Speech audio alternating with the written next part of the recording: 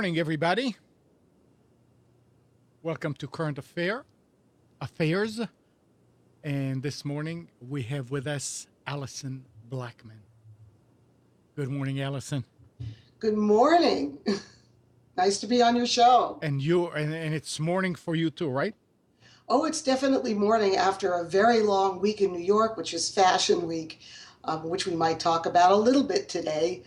But it's a very hectic week. You get very tired. All right. So Alison Blackman, aka Advice Sister Alison, is a writer, photographer, online advisor, and lifestyles consultant. She offers her readers a unique perspective on life, in print, in person, and through the camera lens. Her focus is on advice, beauty, fashion, lifestyles, relationships, and things that help make life easier, more successful, and more fun. Alison is the editor in chief of the Advice Sisters Beauty, Fashion, and Lifestyle website at www.advicesisters.com. Widely credited with being one of the first websites to focus on women's issues. She's also the editor in chief of Leather and Lace Advice at leatherandlaceadvice.com, a website for singles, couples, and anyone who wants general or relationship advice. And you can follow her on Twitter at Advice Sisters, at Leather Lace ADV, and at Road Gypsies Book. That's a mouthful. Well, also Advice Sisters, at Advice Sisters, which is my primary site. We've been online giving advice since 1996, and I've been online providing content even longer than that. So, yeah. Well, all right. So let's start. Let me first ask you, who are you and what you do? After what I read, you can repeat. After what you read, I don't have to say too much more. I think I would just say, because I think it's important, that I'm known as the Advice Sisters.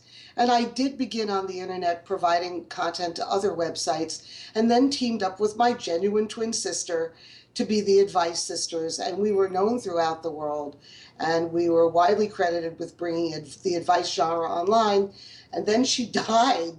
I mean, to lose your best friend, your twin sister, your business partner, your co-author, it's pretty devastating. But it was my readers who encouraged me to continue. So instead of just doing what I do on Leather and Lace, which is a, excuse me, a kind of a double take, a head and a heart view, I now on Leather and Lace with a male partner do a his and hers point of view. But I kept the name Advice Sisters because it's an homage to my sister, really. So I think I should say that. And the Leather and Lace advice site sounds provocative. Basically, it's for people over 18, but it's not a pornographic site. We focus on intimacy and relationships. And we use this signature double take. So my partner, Anthony Sabatini, will give his take as a man, and I'll give mine as a woman. We've been doing this for a long time, and quite frankly, whenever I read my partner's advice, it's usually very different than mine. We don't look at each other's Q&A before we do it. We just take the question and answer it. So it's very interesting. I think it's really helpful to readers because they get to see both sides of a question the way, whether you're a man or a woman, you want to know what the other person has to say as well. So that's basically what I do. I've written a bunch of books. The Road Gypsies book is a book that is not about dating. We're working on it now. It's about the lives of band crew, or roadies, if you will. Because you go to a concert, you sit down, you enjoy the concert, you're focusing on the artist. You may never see the guy who slips behind the drummer and fixes his drum. You don't have any idea how many hours and hours it takes for the lighting and the sound and the hookups and then to take it all down. I believe Jackson Browne did a song called The Loadout Stay, and it really is pretty descriptive of what roadies do. But we're writing the book not so much about the artists, we're writing it about the lives of the people who support them. And I hope it's going to be fascinating. If you know anybody who is in the music business who would like to give us a quote, we'd be delighted. Okay. And how did the internet impacted the advice genre?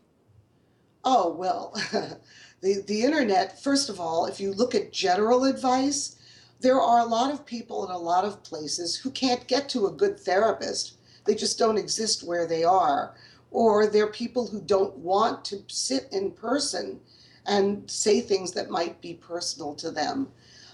So the internet has made it possible for people to get advice no matter when and where they are in a variety of ways, from Skype to chat to email to phone. So it's a great thing. On the other hand, there's a downside. You can't really tell from most websites who's really behind it. So there might be someone who's 15 who likes to give advice to her best friend, and she thinks that makes her a relationship expert. It doesn't. You really have to have a certain amount of compassion. You have to understand, as I do, because I've counseled people of every age, of every gender, of every culture around the world, and the emotions are the same. Somebody who has a broken heart in Bombay has the same emotion about it in New York City. But how people choose to handle a problem is different. And from where I sit in New York, an educated woman in New York City, I'm not the rest of the world. So to be a good advisor, you have to take yourself out of the equation. Most people, in my opinion, are smart enough to get past whatever their stumbling blocks are if they're not really mentally disabled, and I'll get to that in a minute. Most people just need a push, like a little inspiration, a little information, and a lot of motivation. And I can do that online. I make it very clear that I am not a PhD and I'm not a medical doctor. So I think that the internet has impacted advice in a good way and maybe in a not so good way, because if you want to get advice from someone like me, you have to really research and make sure this person is a good fit for you and qualified with experience, because when I give advice, I'm impacting somebody's life perhaps forever. I try not to tell anyone what to do. I can't do that. I don't know them. But I will give them that little push they need to figure it out for themselves. All right. So, and as a online advisor, can you really validate a stranger's problems and give them help to really resolve their issues? I mean, Yes, you the don't know answer is those people. definitely. First of all, I've never had any complaints in all the time I've been doing this. Um, but it depends on how communicative and honest the person asking for the advice is. If you send me a question that says, I'm lonely, what can I do about it? I don't have enough information to really give you, I don't know anything about what your real issues are. So the more information I get, the more open and willing someone is to talk about those questions. After all, they are pretty much anonymous. In fact, they can be anonymous. And if we put a question on our Leather and Lace website, for instance, or advicesisters.com, we change everything but the core of the question. And we might even change that slightly so that everyone's privacy is protected. But you have to be willing to listen to what someone says and then enact it. Just like as if you were in real therapy with a doctor. Hmm. This is not therapy, this is self help. And I think that there's a big distinction. But if someone is open and honest, oh, yes, you can not only help them. I've gotten letters where people have said, I knew that I was in trouble and you helped me fix it. And I'm grateful. And now I'm in a relationship, or now I'm not fighting with my neighbor, or whatever their question was. Okay, so let's look a little bit from the other side. So, if somebody is looking for advice, um, how does anybody know if an online advisor is credible, honest? That I get the question, yeah. and that's a good one. The truth is, people lie online. They lie online on dating sites, they lie online on their websites. It's difficult to do, not impossible. For instance, if you Google my name, Alison Blackman, or the Advice Sisters, I will come up in 10,000 million places. I'm doing show and tell, but this was my first book, Recruiting Love, which is still online.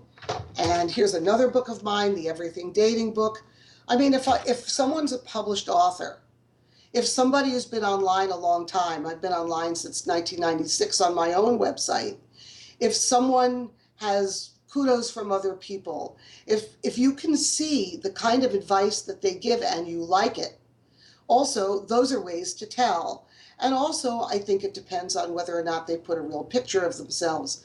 I'm here today, I just woke up. I know my hair is a little frizzy, but you can see that I'm a normal human being.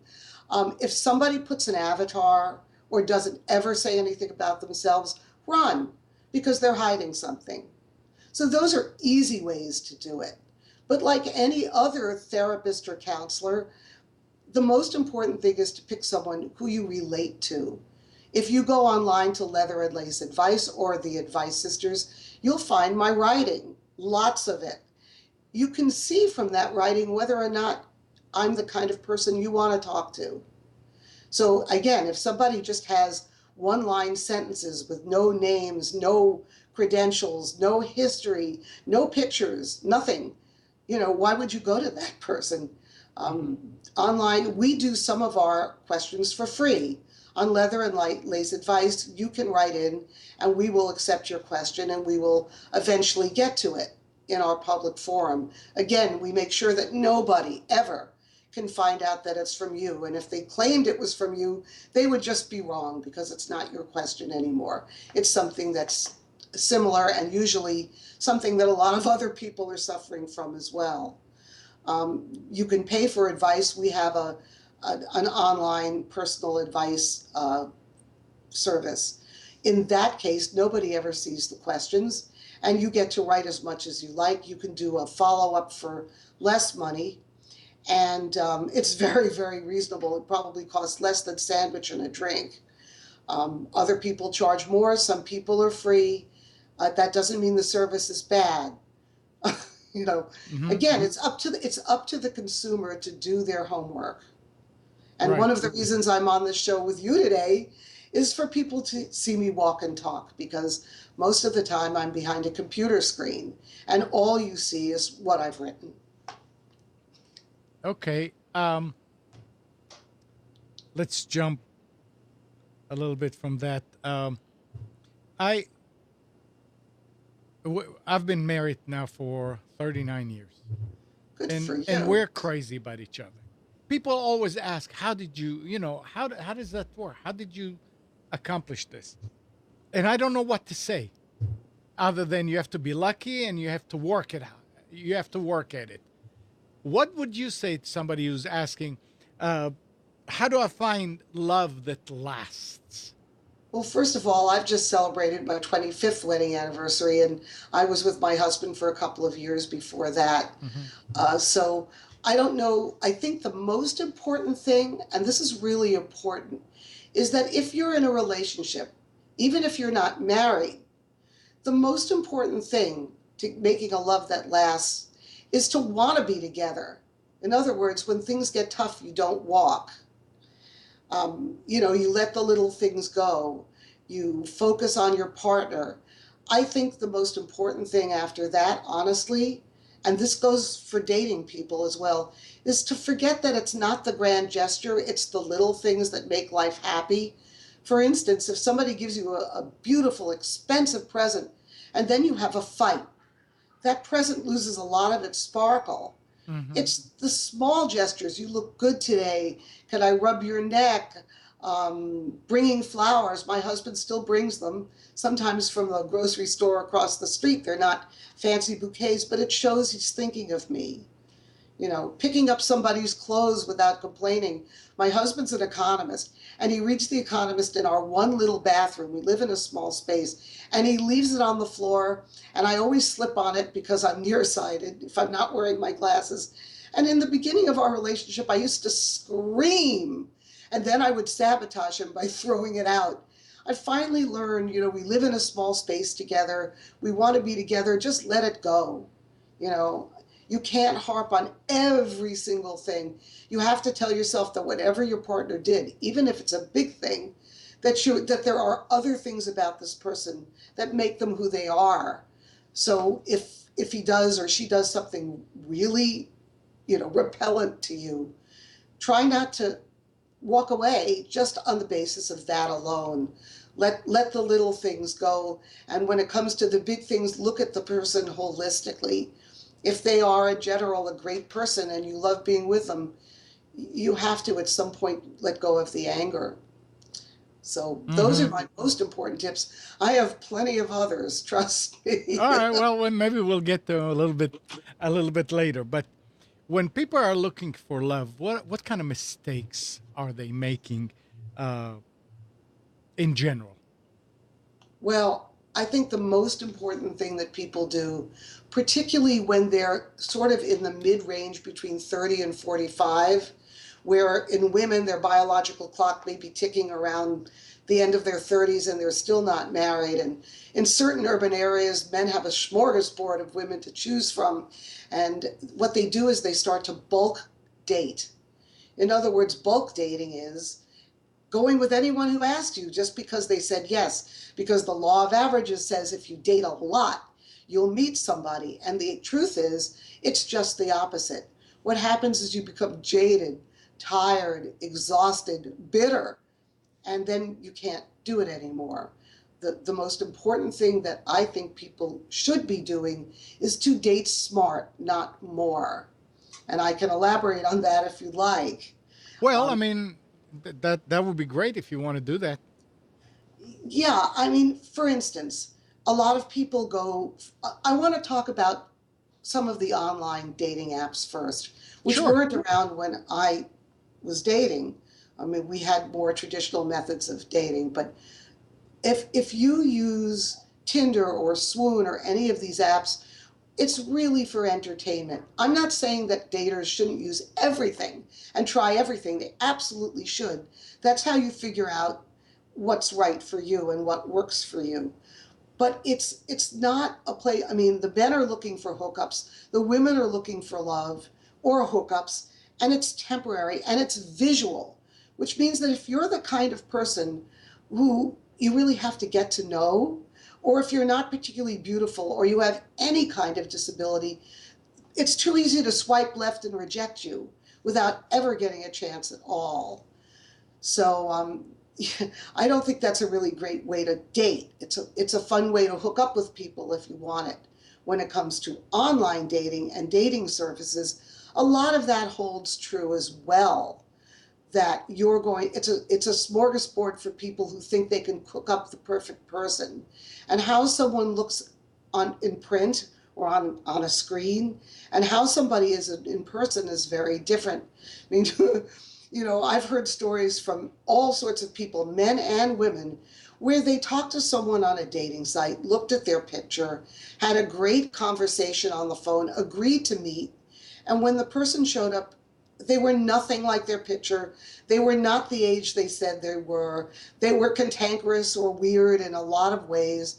I mean, my favorite story is the man who said he was a tennis player and young and fit, and he had this gorgeous, hunky picture of himself, and he sounded good on the phone. And then the woman who went to see him in lumbered a guy who was easily 25 pounds overweight. He was bald. He was at least 50 or maybe older. He wasn't 30 like he said. He wasn't a tennis player, and he was broke and made her pay for the coffee. And when she said, "Why did you lie like that?" He said, "I knew that no woman would probably be interested in me if I put my real profile. So I just wanted to meet nice women and have a good time like I did with you today." you know? Like, I know you're not going to date me again. Yeah. So I think that's probably not, a lot of people come home from online dates or swoon or Tinder, and they kick off their stilettos or they take their suit jacket off and they think to themselves, what am I doing this for? Like, am I crazy? When it comes to regular dating, at least you can see the person in person. But a lot of people are socially shy, socially inept. Dating is difficult. My remedy for that is a long one, and it's actually in this book, which is Recruiting Love, using the business skills you have to find the love you want. Yes, that's the title. If the book basically says that a job search and looking for love are very similar, it's work. And quite frankly, dating isn't fun.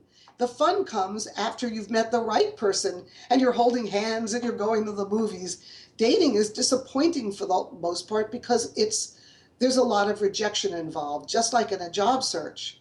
In other words, you have to go out there, put yourself out there, be at least reasonably authentic, and then someone's going to accept you or reject you. Dating is really a process of rejection, not of acceptance. And it really is. You're going to reject people, they're going to reject you until you find a match, however long that takes. So I think it's important to know what patterns you have, and my books often have a lot of, worksheets and stuff. If you don't know what you're looking for, if you don't know what your assets and liabilities could be, you can't find somebody. Prince Charming or Miss Right will walk right by you, and you'll never know they exist.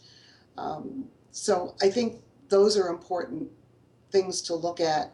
In addition, if I ask the average woman what they're looking for in a man, they're going to say hot car, good looks, makes me laugh. The truth is, those are all really good things. But in truth, you need somebody who's going to have your values, who wants to live where you do, who has the same religious values, or at least can accept yours, and cultural values so they don't clash to the point of fighting. Kids are another important thing. If he's been married already and has 5 kids, he may not want to have another family with you, or he may think that another instant family is great. But these are things you need to be aware of. I suggest that people know their must-haves, their 3 must-haves, and their 3 non-negotiables. So, for instance, if you're dying for children, you don't date a man who says, I'm done with this. If you are very religious, don't date someone who isn't going to go to church with you or a synagogue, because these things, or who won't accept that this is important to you, and vice versa. If you are somebody who loves cats and you have 3 of them, and you meet someone who's allergic and hates them, this could be a real problem.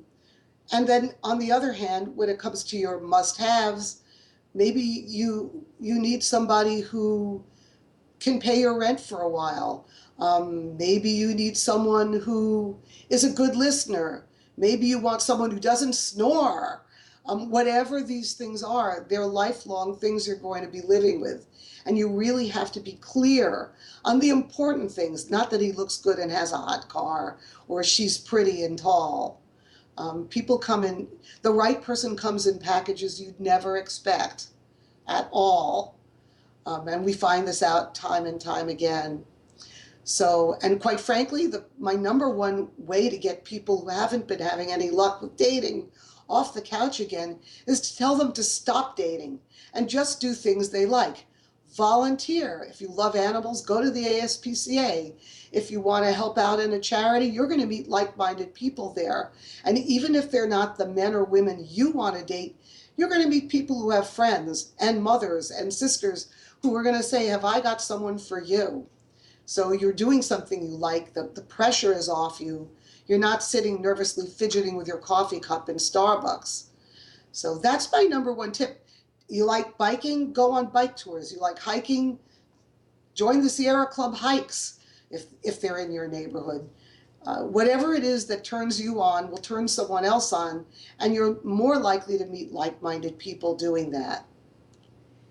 All right. And you, I know you started doing this way before um, smartphones.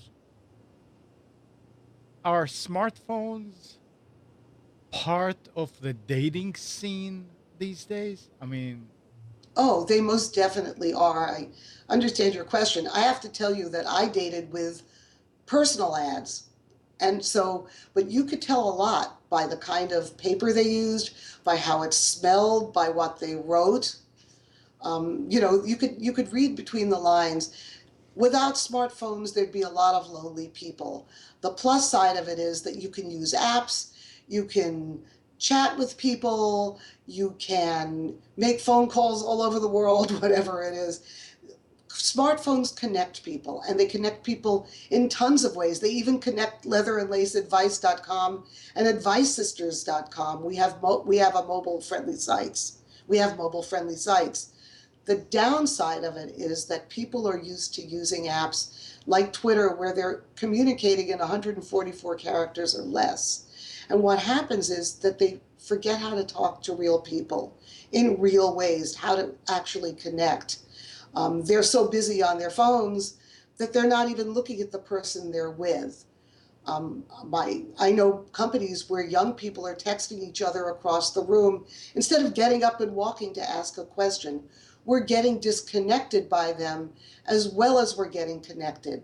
And I'm sure you and everybody else who's listening to this has been to a restaurant or some public place where someone's playing a video game really loudly, where mhm. someone's on their phone and they're yelling about their prostate surgery, and you don't really want to hear this. Um, and there's not a sense of community when you're on a smartphone, even though they're incredible devices and we can no longer live without them. And then that brings me to the selfie and the selfie stick. I was recently in Europe, and there were people literally bumping into each other using these selfie sticks and recording themselves. I think there's a time and place for a selfie, but too many of the websites and Twitter feeds that I look at have some girl saying, "Here's me with my new boots at 9 o'clock. Here's me with my new outfit at 9:15. Here's me with this lipstick at 9:30." I really don't think people are that fascinated, and they really shouldn't be, both with themselves and with their friends. I mean, it's gotten a little out of control. I was at Fashion Week this week, and it's always a little crazy, and there are always people there who are not professional and don't understand the rules. But a woman stood up in the middle of a rows of seats to selfie herself in the middle of a show, to take video of herself on selfie. I mean, she blocked the view of everyone behind her. She stood up, probably distracting everybody else. I mean, this is just plain, I call that not selfie, I call it selfish. I think it's gotten out of Yeah, control. yeah, that's a good way to explain it. Absolutely. Um, all that selfie thing, and I don't. I guess I'm too old for it. Well, somebody called people who take selfies narcissists. I don't think that's really fair. I think if you want to take a picture of yourself somewhere and you don't have a camera crew, it's a great way to do it. It's just that it's gotten out of hand. The younger people that I deal with are just not able to communicate except in Twitterese or with a selfie stick or Hmm. with a camera. And that frightens me. I mean, we've learned how to be into ourselves instead of into the person we're with. And in terms of dating and relationships, that's a really bad thing. Yes, yes, it is. And you sort of like you always wonder if their battery died, what would they do? Well, since you're a computer guy, that everybody carries a power stick or two or Uh, three or an extra battery. And everywhere I go now, there are charging stations. So this isn't going to go away anytime soon. But again, I'm not saying that any of this is bad. It's great. It's just a question of moderation and how you use it and why you use it. I mean, I still think in the long run, if you want to find lasting love or even a partner to hang out with, you have to meet them in person at some point. You can't do everything virtually unless you're a complete shut in and you're never going to leave your house. yep. Or you'll marry a virtual person. Well, yes, that's way out of control. I'll tell you something. When I first started online, I think it was 1995. So, it was a long time ago. Hmm. And people used to just, well, I kind of lost my train of thought on this, but the internet was a big deal back then. Sure. And people didn't selfie themselves. They were on the net because they had to connect with other people. And ultimately, everybody went online and then went offline. It worried me when I used to be on AOL's Love Line. That's how the Advice Sisters got their name, by the way, Hmm. that my sister and I were on AOL Love. And it was like standing their chat sessions. And it was like standing in the middle of a room with 10,000 people screaming questions at you. So they called us the Advice Sisters because we were sisters and we gave advice. But what really worried me, this is what I forgot. And I'm on Skype so everyone could see my confusion. But people would say, I had a great date with someone and he gave me a rose and we had coffee. And I'd say, really, where? And they'd say, online. Giving somebody a virtual rose isn't giving somebody a rose. Having an online chat with somebody isn't the same as meeting them. And having a virtual cup of coffee is just a concept. And it really scared me that these people truly believed that they were on a date and he gave them a rose and they had coffee. And there was no distinction between doing this in real life and doing it virtually. I don't know what you think of that, but No, it horrified me. it is horrifying. And it's horrifying that they really, like you said, believe, They and did. it becomes a norm kind of a thing. Oh yeah, but it's the I have 30,000 friends. Oh, that's a good one, Come yes. on, you know Well, that I mean, the Advice Sisters has about 40,000 social media contacts, and that's we a have good, tons of friends on Facebook, and we know that most of them are not friends. right. They're connections, and they're connections of different intensity. Mm-hmm. My good friends are there. People I know from my work and beauty, fashion, lifestyle advice are there. And then there are people I don't know at all, but they are getting something out of my feed. Right. Mostly everything that I write online goes on Twitter and Facebook and LinkedIn and Google Plus and Stumble Upon and all of these things. So if you are not my true friend, if you don't know me in person, you can kind of get to know me by seeing what I write online. And all the links are there so you can check out what's interesting to you. I don't object to that. I would object to it if someone said, I am so popular, I have all these friends. People buy them anyway. I know people who had 10,000, 50,000 followers, and then you look at their Twitter feed 2 months later and they have 2,000 followers. What does that tell you? It tells you that they accepted everybody and they paid.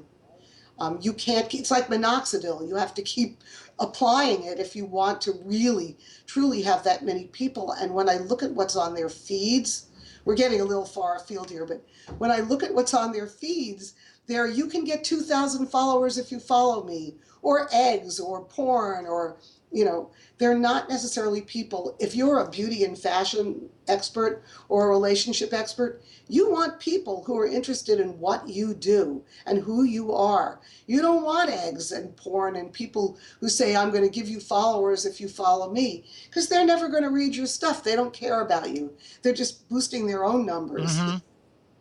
That's All of right. mine are real Yep.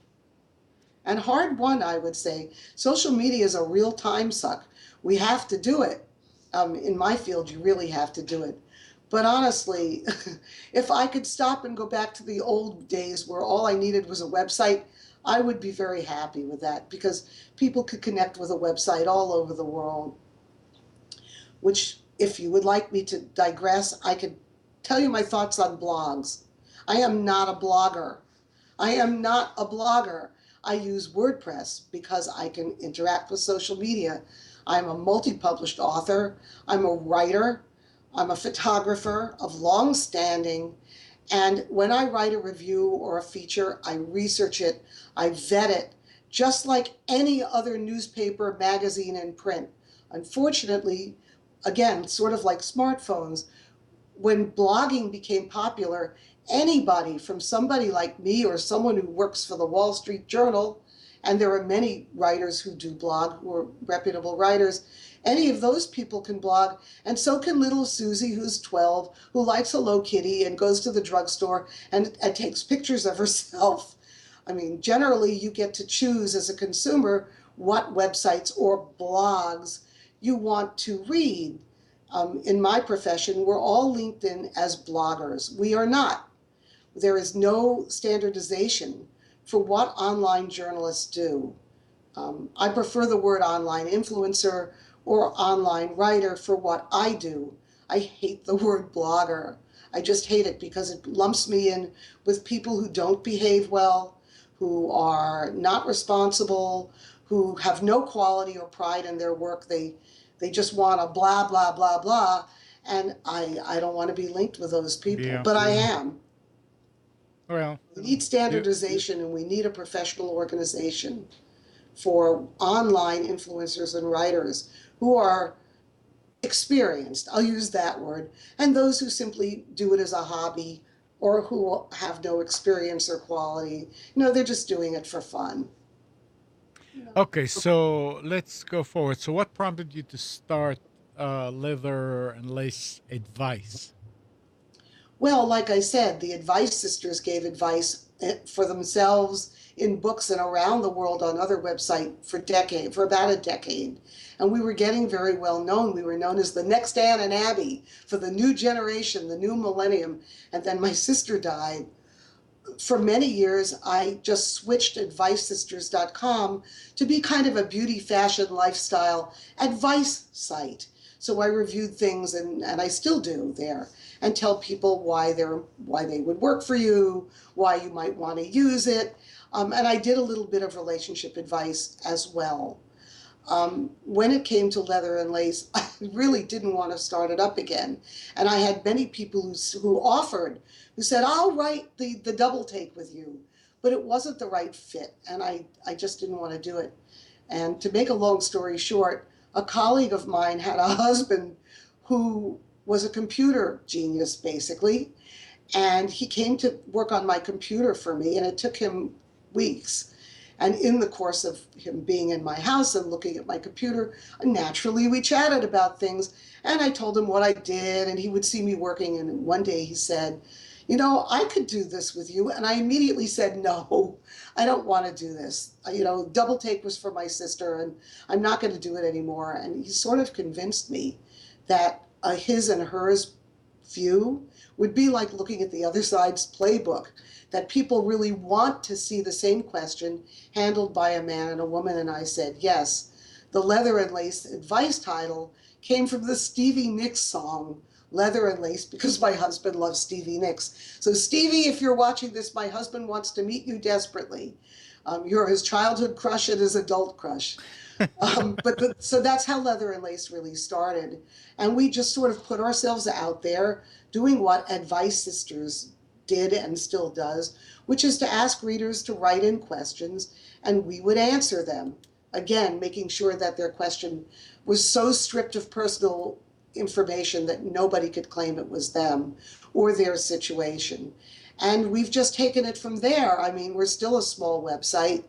But we're growing every single day. We have a lot of social media and a lot of interesting people who follow us. And anybody who's listening to this who wants to send us a question, you can read our privacy policy. That's number one.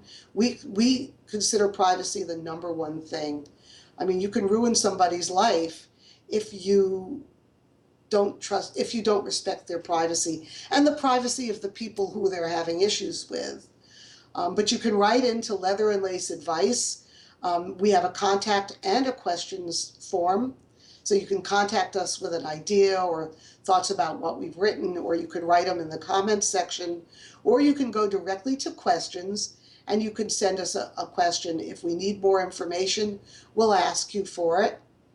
If you write in, we're not going to answer your question right away because it's a public forum. We really have to strip things out and we have other people in a queue ahead of you. If you use our private advice, we'll respond to you usually within 24 hours unless one of us is traveling. And it's completely private. Your question will never be on the website. Most people do write in for free. They're happy with the advice, and we hope that by people writing in and sharing their questions and their issues, they're helping other people too. Because if you have an issue about, I've been looking, my boyfriend of 5 years won't move in with me, you can bet there are plenty of other people who have that issue too. And so by being brave enough to put in your question, again, even though we change everything about it so they don't know it's you, that core question remains. And anyone who's having trouble getting a commitment from their boyfriend or girlfriend or whatever the commitment is might get some good advice from us. Okay. Let me kind of jump a little bit. I've heard from you all week about Fashion Week, Fashion Week, Fashion Week. A lot of work, a lot of work, a lot, and you're reporting that stuff, right? Yes, I And report on some of the shows that I okay, go to, and I do a lot of social media on Twitter, mostly on Twitter and Facebook and Google Plus. and you've been reporting and doing some of that for how many years now? I think it's maybe 30 seasons, so 15 years. Okay, so how did technology change the way that you report fashion? Did it is it helping you? Is it actually harder? I mean, before I can think of somebody just going to shows and writing a paragraph and publishing it. What? How did that change? Well, again, it's a mixed blessing because of DSLR cameras and smartphones. I mean, my new Samsung Note 4 has 16 megapixel camera. It did a better job than my Nikon. I'm not kidding. Because it was automatic and it was small and I wasn't sticking a lens in someone's face because I actually care about that. Smartphones are great. Even selfie sticks work, backstage if you don't have a camera crew. So technology is great. The problem is, first of all, I should say that um, you can't just walk in and report on a show. If you're backstage, and I did a lot of backstage beauty, you need to be mindful that people are there to do a job and stay out of their way. What happened, I'm digressing a little, but what happened was that Fashion Week used to be in people's salons, studios, ateliers, and editors went up there and stylists went up there and had a one-on-one interaction, could see the clothes up close and personal. It might not have been the most exciting thing to do, but it kept the people who needed to do this informed. Then when IMG took over and it went to Bryant Park, there was booze, there were sponsors. It was like a three-ring circus, and it was fun. But it ended up being celebrity driven. Nobody cared about the clothes anymore, just who was in the front row. Lots of kids got by the guards, even though the guards do an unbelievably hard job. And they were drinking booze at night and getting wild and crazy and behaving unacceptably. And so eventually, then it moved to Lincoln Center and it was stripped down and people didn't like it. And then I believe it was our mayor, um, in both cases, one was Bloomberg, now de Blasio, who felt that these were public spaces, Bryant Park and Lincoln Center, and made IMG move. And now IMG is no longer handling it. It's the CFDA, which I believe is the Council of Fashion Designers of America. And the shows are all over the place, east side, west side, all around the town. It's nearly impossible to cover them properly. What you also find is that in every show I've been to, and again, I'm not maligning this, but the front row is taken up with kooky FIT kids wearing Mickey Mouse, headbands or kooky little tutus, and they're very photogenic. But the real people who need to be there are stuck in standing, or they're in the back row where they can't see, or they don't get invited at all. I've been very selective about what I've done this Fashion Week, and I don't know that I'm really going to cover these shows anymore. Because to get back to your point about technology, there's streaming video now. In fact, on advicesisters.com, we are streaming as we speak, and probably will keep it sticky for a few weeks, all of the New York Fashion Week shows, the big ones. And we're streaming London Fashion Week as well. I believe London Fashion Week starts today. So if you go to advicesisters.com, you're going to see these shows up close and personal. It's not the same thing as being there, and it's not the same thing as being backstage. But technology lets people around the world who are not going to go to Fashion Week for whatever their reason get in to see it. And frankly, a couple of the shows that I was not invited to this year, even though I was invited in years past, I saw on streaming video. I'm not going to report on them because I believe that if you want me there, you'll invite me, you'll seat me, and you'll treat me reasonably well, which didn't happen this Fashion Week for a lot of people. It was a disaster, in my opinion, except for the Anna Winters and, the Real Housewives people who are going to get in and get seated, and they come in through the back way, and they're not waiting in the rain and lines to be credentialed 3, 4 times to get into a show. So, Okay. and to be honest with you, my numbers don't jump that much when I put up a lot of Fashion Week as I did in the past. My readers are interested in a variety of things, not just who wore what and how to get the look of the nails, and I do some of that, but again, I'm selective. Other sites, that's all they do. So But if I you believe that my reporting should be up close and personal. That if you look at something on advicesisters.com, for instance, it comes from me as a writer. I am a writer and a photographer. I am not someone who takes a press release with a Getty image, and it better be an approved Getty image if I use one, and just plop it up there with 10,000 other bloggers are doing. I just don't consider that something that I want to do. right, So. it will be the same as everybody else. Well, as again, to go back to the blogger issue, many of the people I work with in companies, in fashion, in beauty, and even in lifestyle think that if you're online and a blogger, that all you do is put up photos, so that's all they offer you. We have to fight very hard, all of us who are online writers, real writers, who care about our art and our skill, to convince the rest of the world that there are different grades of online. Intrinsically, people know it. It's hard for, let's say, a PR firm to vet us because in the old days, there was just me backstage, or in the old days, I was one of the few people asking for samples of products. Now there are probably millions of them, and they can make a good looking website. They don't have enough staff to vet everybody, so they only care about how many Instagram likes you have. An Instagram like doesn't show that you're a talented, communicative person online. It just shows that you know how to post a picture. Mhm. Other people will disagree with me, but this is my show today, so I'm saying it Yeah, like it is. And I absolutely. welcome your comments on Twitter at Advice Sisters if you hate what I'm saying. You're talking about products and talk about them and all that. So when you review a product, do you actually use the product?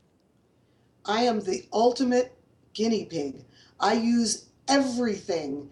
If I can, or I find someone who can review it. For instance, when I review men's products that are really for men, I get either my husband or another man or a couple of men to check it out because they're not really products for me. If I can't find someone to review it, although I review 99.9% of them myself, and I write 99.9% of it myself. I am looking for qualified columnists. Again, contact me on advicesisters.com if you would like to write for me. But I actually do review everything. So it's sort of like the doctor's children always has colds. The beauty reviewer always has bad skin or frizzy hair because they're not consistent with what they do. They're really trying the products. And some of them are good and some of them aren't. And they never use anything consistently enough to see a real result.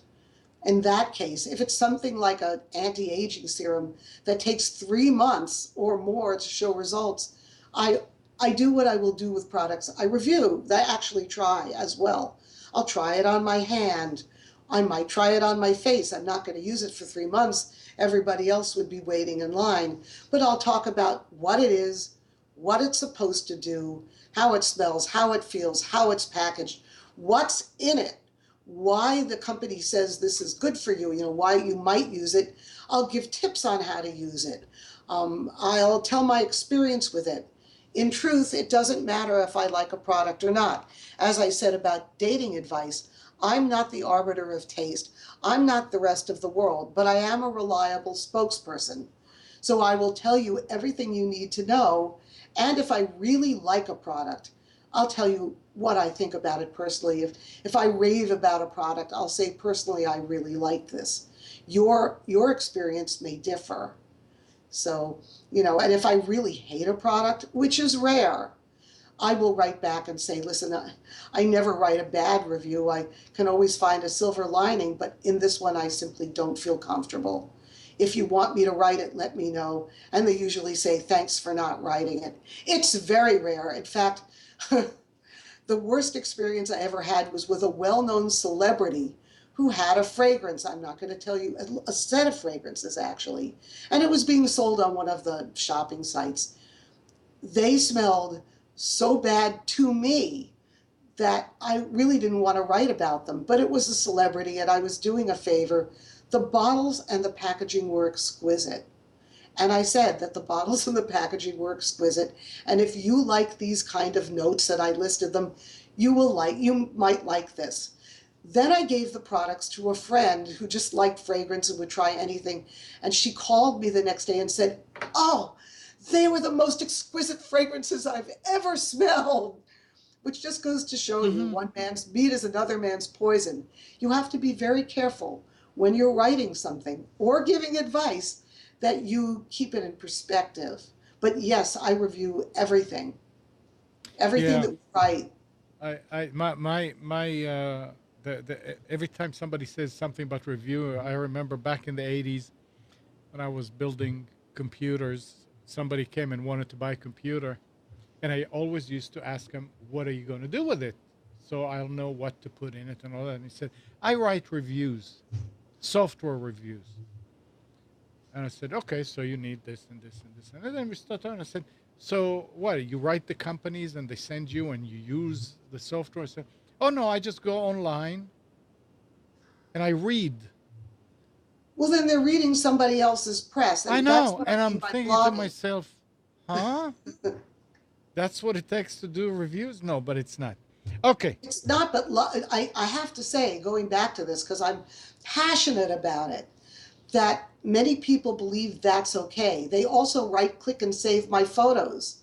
They're not for you to use. You can't steal Getty images, they will come after you. Hmm. But it's so easy. I've had people take entire reviews or reports I've written from the runway or whatever it is and say, our reporter in the field, Alison Blackman, or worse, put their name on it because it's so easy to steal it. Yeah. And quite frankly, a lot of these people are young teens in third world countries or countries where I can't even speak their language and I can't go after them. Right. I mean, I will go after somebody to the full extent of the law. I mean, I'm copyrighted and it costs me plenty of money to do it, both on leatherandlaceadvice.com and advicesisters.com. I'll go after them and they'll take it down mostly because it's against the law. But kids don't know any better, and a lot of people don't. They think they're doing you a favor to Yeah. take your photo or your review. That's not that's not legal.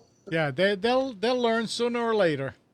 But a guy who says he writes computer reviews, who never even reviews the product, Yeah. that's what I mean by knowing who your advisor is online. Yep. If you see that review or something similar, first of all, it's plagiarism. But if you send Google will penalize you. But if you see someone online who has taken a review that sounds very much like the next review and the next review, you know it's from the press Hmm. release or from someone's site. They didn't review this product and they're not credible. Yep. Block them.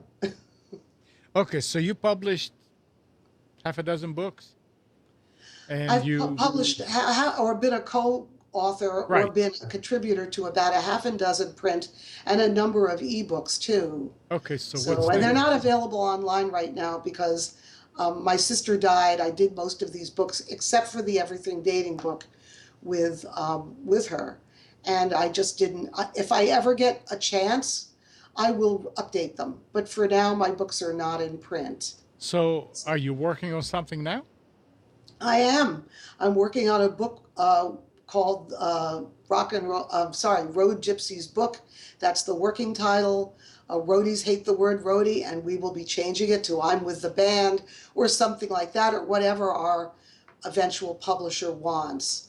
But the book is really about the lives of music crew, the people who set up the lights, the sound, the stage, the people who take everything down, the people who tune the guitars or the drums or the pianos, the people who fix things in the middle of shows and handle anything that goes wrong, and the audience doesn't know.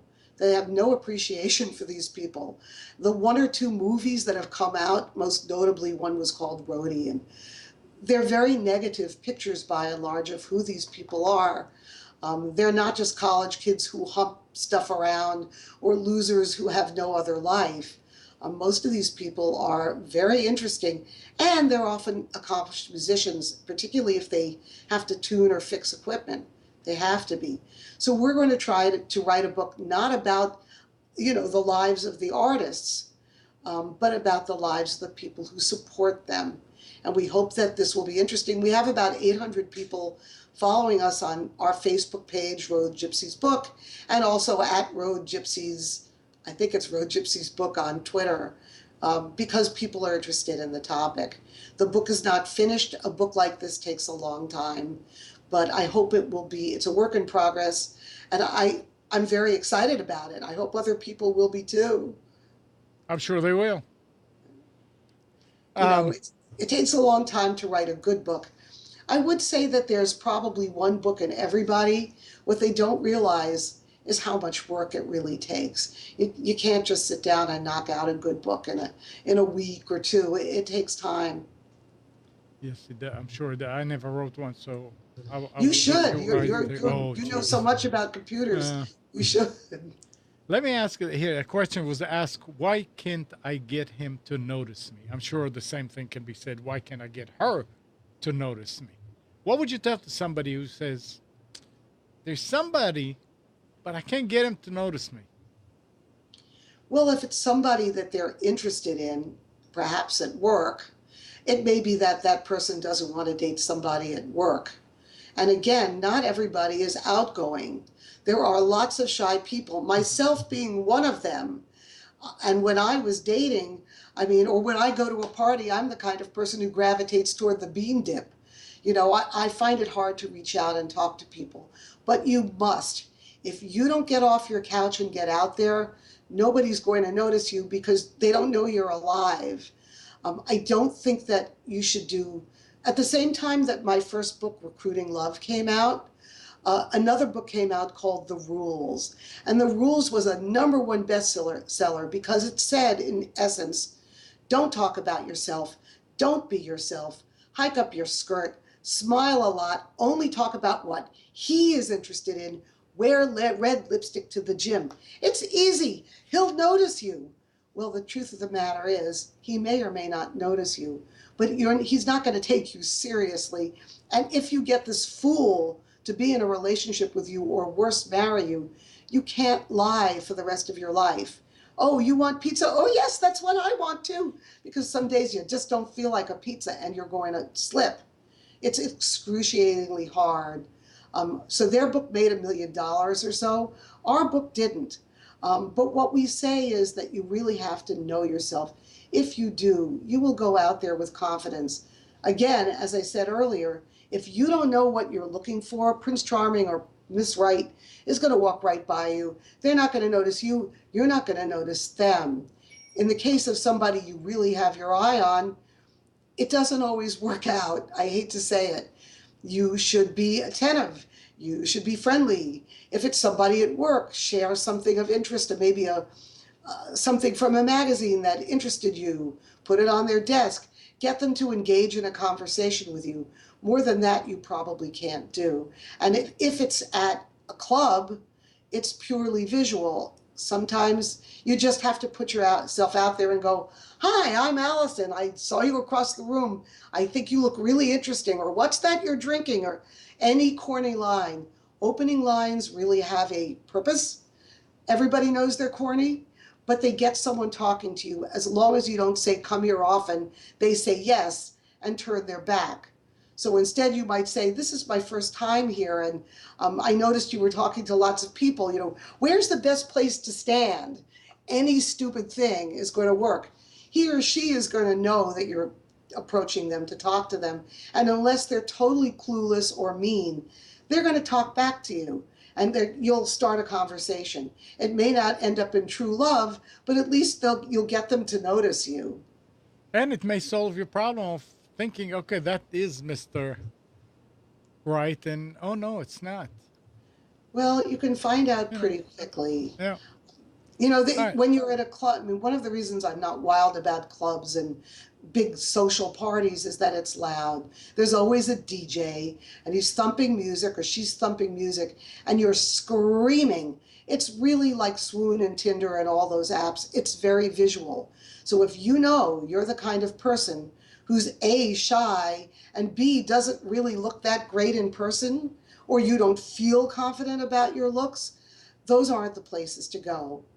Go back to my fall ins, which is volunteering, or ask somebody to do something with you. Hey, I need a partner to go to this really cool event, and we're going to be doing dog grooming, whatever it is, and Mhm. and get the person you're interested in to say yes. Or I need a partner to do a review, and I need a guy to come with me and give his opinion. Would you do that? Most people who already know you a little bit will say yes. Like, really help me out. They may not be thinking about you as their next love interest, but they'll go with you. That's for the shy and people who just can't saunter into a room when all eyes turn on them. Most people can't do that, and I certainly couldn't. But it worked out for me in the long run. And I Okay. did meet, and in full disclosure, I did meet my husband at work, but I wasn't interested in him. I was going out with a group of people, and he was one of them. I was interested in somebody else, actually, and we just hung out, like, thank God it's Friday. And one day, two of the other people that I hung with didn't show up, and my husband did. And so I was stuck. I mean, I had to spend the evening with him after all. He came all the way out to do this. And I discovered through that evening that we had a lot in common. And we didn't start dating right away, but eventually I came to see him as a good person and somebody I was interested in.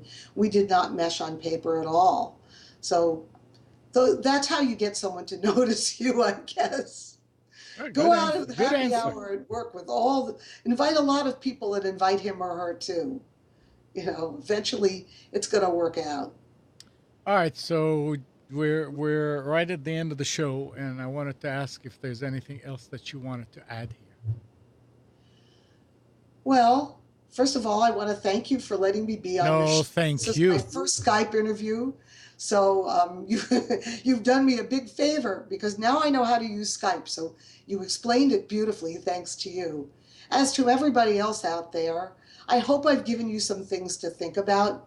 Advicesisters.com, that's ADVICESISTERS, advicesisters.com, is mostly beauty, fashion, and lifestyle. Leatherandlaceadvice.com is a relationship double take, his and her, and review site. Please feel to ask us questions. You can get in touch with me on either of those sites or on Twitter or Facebook. Just type in Alison Blackman or Advice Sisters or Leather and Lace Advice, and you'll find me in Google and other search engines. And I'd love to make a connection with everybody listening. Tell your friends. Okay. All right, Alice. I want to thank you. This was enlightening. Um, this was a good show. I Um, enjoyed talking to you too. so so is Fashion Week over? For me, it is. So But you London Fashion Week is streaming starting today on advicesisters.com. And I'll so probably make a few comments about some of the designers because obviously I'm here at my desk, not in London or so Paris, which is coming up afterwards. so you're not relaxing. No, I never relax. All right. Well, thanks everybody for watching. Thanks again, Allison. It was great. And we'll be back with another current affairs segment show when it's time. Bye, everybody. Bye, everyone.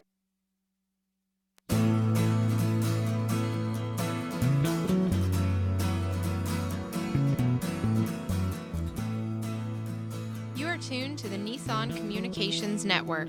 Our weekly lineup of call-in programs includes Computers 2K Now with Amnon Nissan, Health In with Debbie Bruck, Breaking Free with Marilyn Shannon, Lessons of Vietnam with NCVVI members, The Tanya Love Show, Your Healthy Pet with Gisela DiCarlo.